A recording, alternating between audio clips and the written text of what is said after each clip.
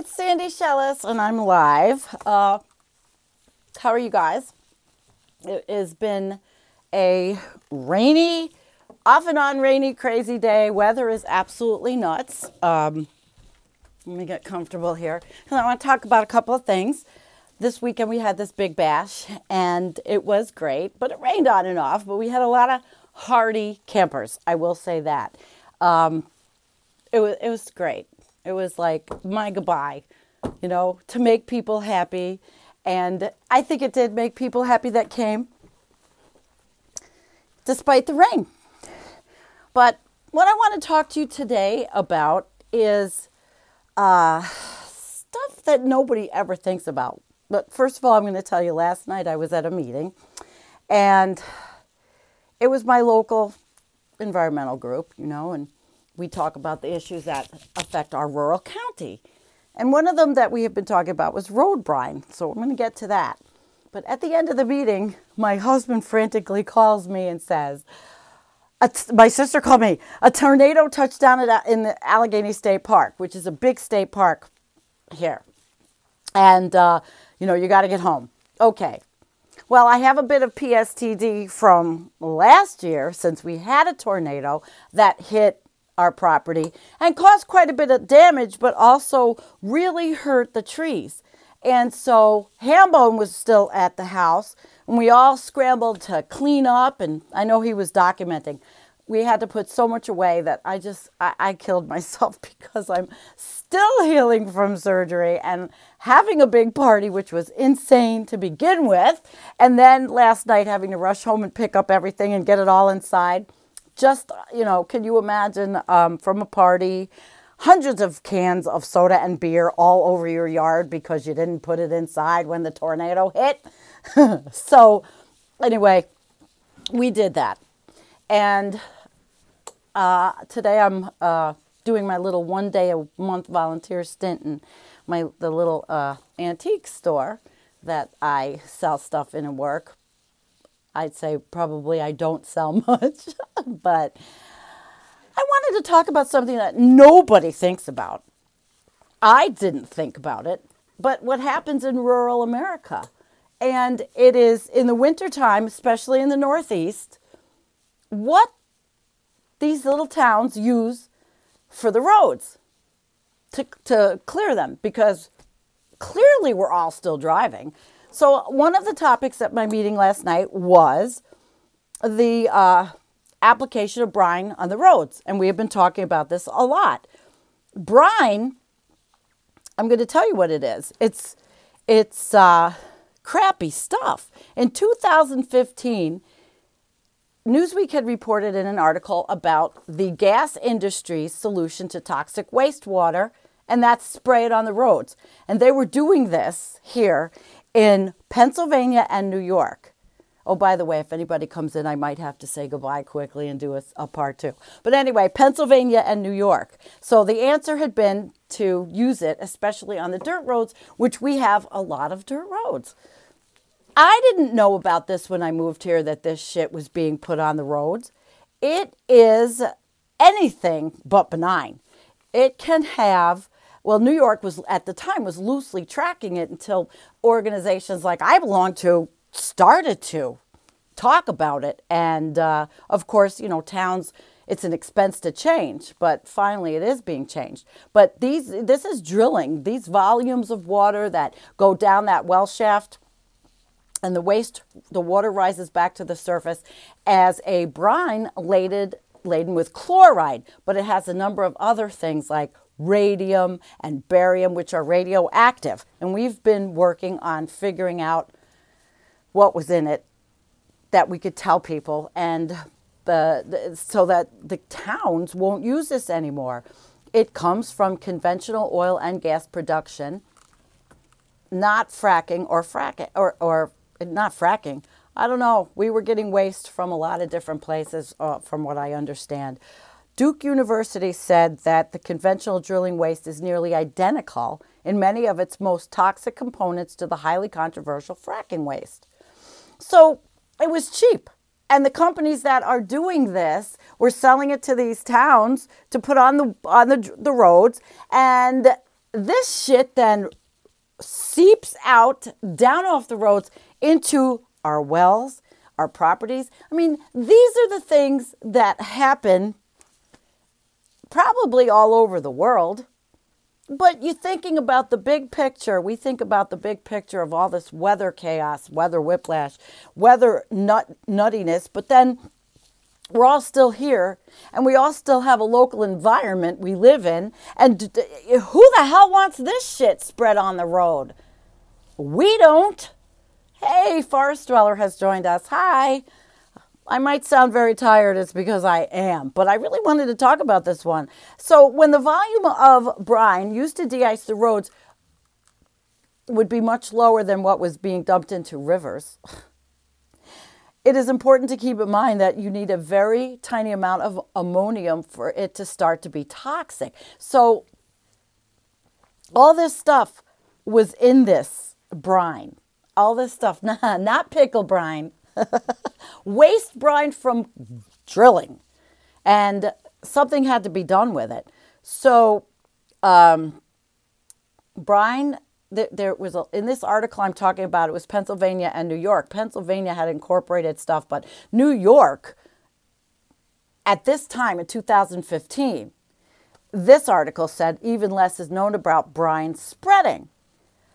A person from the New York DEC, Department of Environmental Conservation, told a public radio station in 2014 that in order to obtain beneficial use status in New York, the road spreading plans must avoid affecting state forest areas, wetlands, and surface bodies. But that's crap, because that's where these dirt roads are, okay?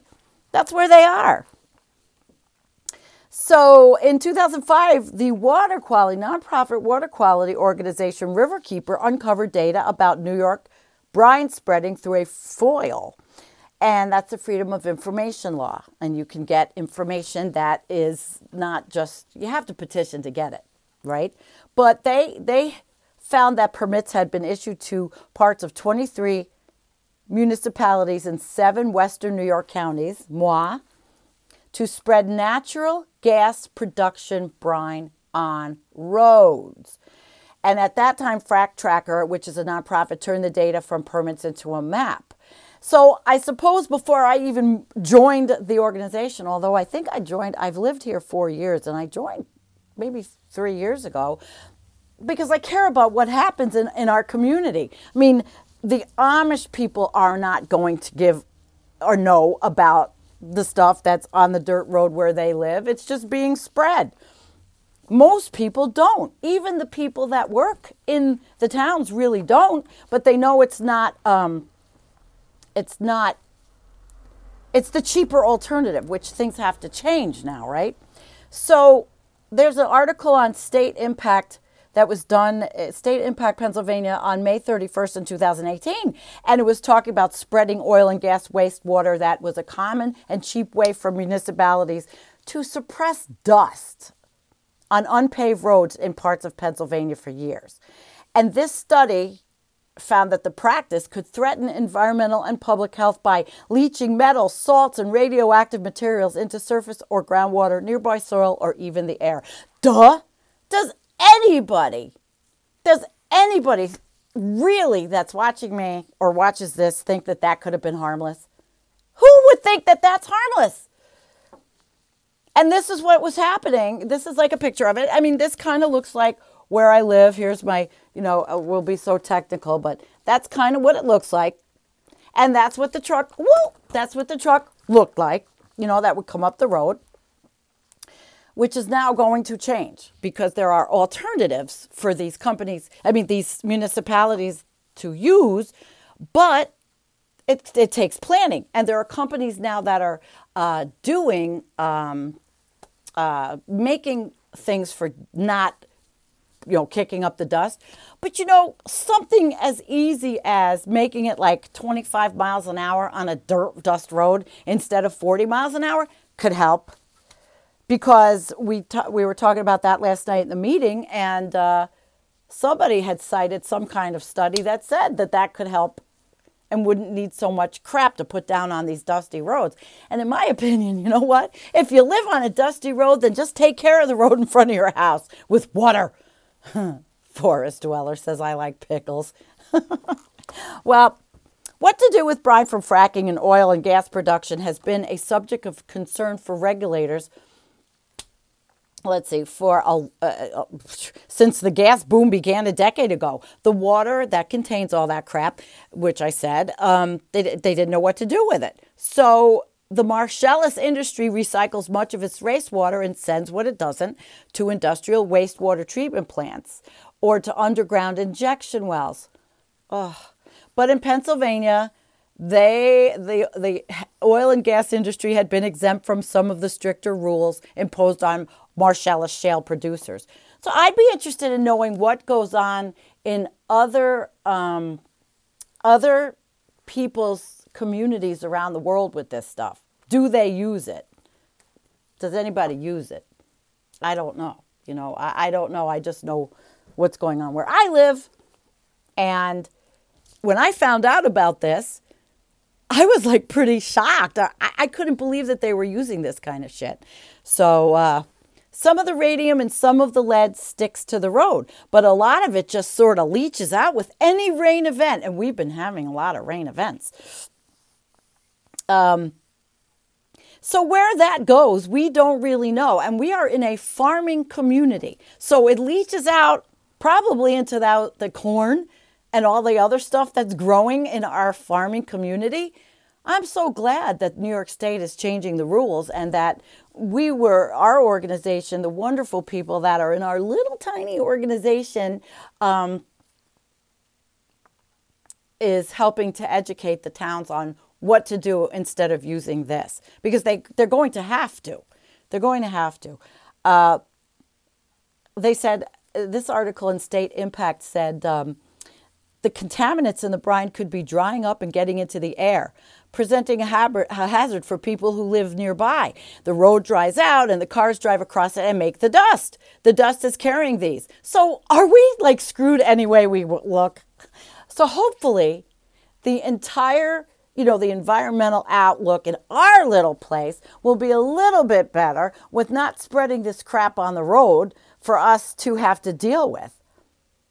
And in 2017 in Pennsylvania, a Warren County woman sued their Department of Environmental Protection for allowing the road spreading of brine in her township, saying it caused air and water pollution. And they agreed with her. In fracking, Pennsylvania, which is fracked to death, and the stuff gets sent to New York. In fact, we talked about the pipeline we're going to fight again. It's pretty pathetic. I mean, these are the things that I do in my local community. I don't even do a lot. The people that do a lot are just amazing people. They've had backgrounds in all kinds of different things.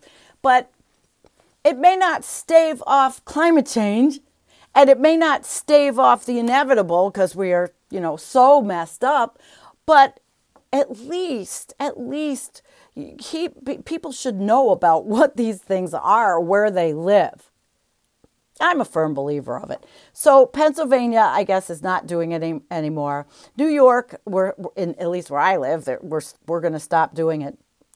And that's a good thing because it just leads me to more fracking things. I think I'm a little bit obsessed with fracking, being that we are going to be seeing this as a fight again.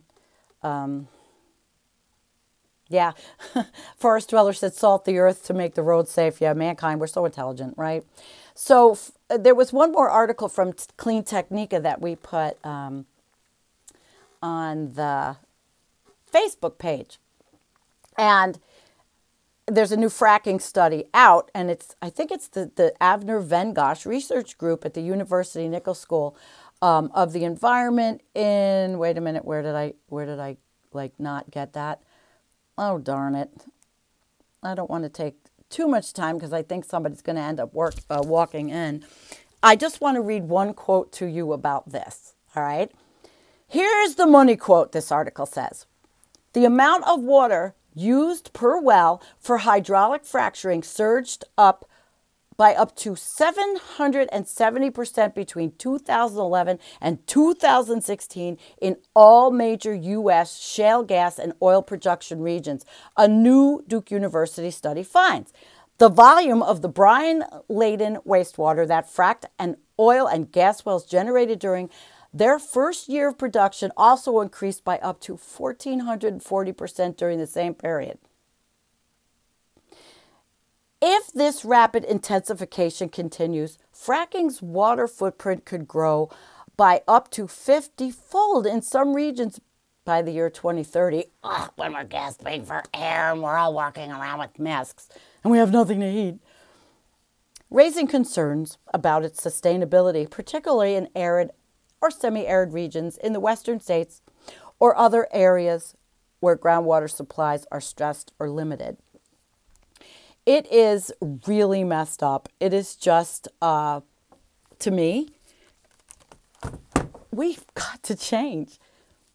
And I feel so negative when I see the amount of bullshit that we're up against, really, from small towns to bigger cities, and the fact that people drive in all these countries, well, at least in the United States, we have these suburban places, the suburbs and all that were done to make the vehicle, make a car. You have to have a car to live where you live. I have to have a car where I live, and if I didn't, I'll go and get a horse and buggy.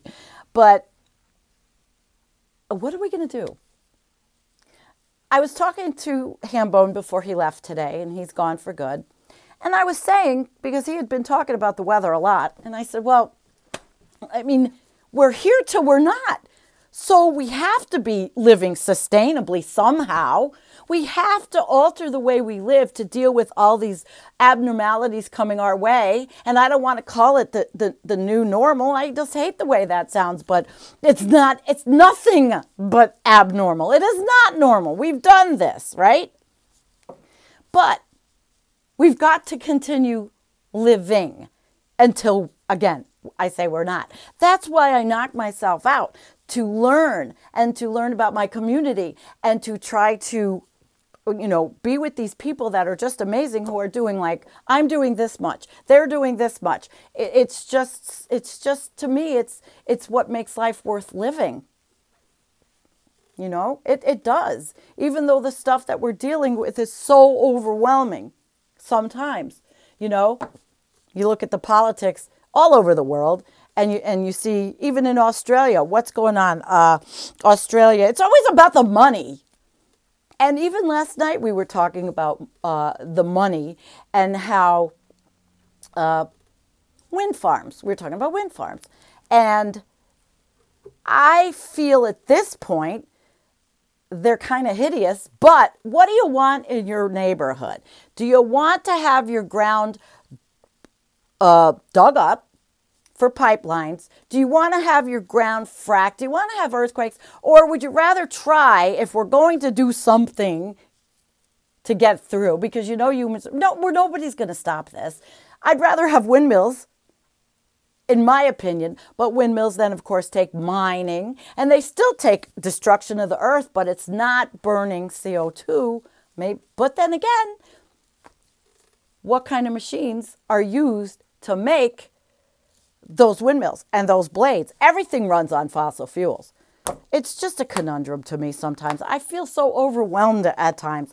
That's why I focus, personally, what I do on my normal, little stuff around my neighborhood. And Forrest said a bicycle. Yeah, I have a bicycle, but I'm also half disabled as hell, and I haven't been able to ride much. Yeah, we could all get around on bicycles, horse and buggies, change our lives. Everything has to change. It is, slowly, for the duration. I don't know what else today to say other than I just think fossil fuels are just so horrible. And last night, the topic also came up that we really are transitioning, but it's so slow. I just don't see how it's really happening fast enough. But there I go, I just spent the weekend with a bunch of doomers. And even all of us had some really stimulating conversation, and nobody's living like tomorrow we're going to blow up, but we're all looking at these things, right? All of us are looking at this stuff. So I'm gonna let you go. And I thank you for coming and listening all about shale, brine water, because I don't know what other people do in other countries, but I know what we do here. And it's going to be over. And it's a new market for companies to manufacture stuff that cuts down on dust, I guess. And let's hope the weather does not bring me another tornado. Vegematic. If trains transported most of our goods instead of trucks, a lot of carbon could be eliminated. Although train transportation, and there was an article we put on an Environmental Coffee House, still a lot of the rail rely on coal. So we need to look at a lot of different things. Everywhere, every country. I think the countries that don't have modernization are better off when I think about it. But anyway, thank you for coming. And I'll be back. I got a trip coming up I'm going to take you guys on. Up to Martha's Vineyard in Massachusetts. And we're going to see how the ocean looks. We're going to see how the ocean looks up there, the Atlantic Ocean, and I'm going to bring you with me. So thanks for coming, and have a most wonderful day. And see, there's all kinds of stuff here. It's kind of cool, kind of neat. It's kind of smelly, but it's all right. Peace, guys. Love ya. Bye.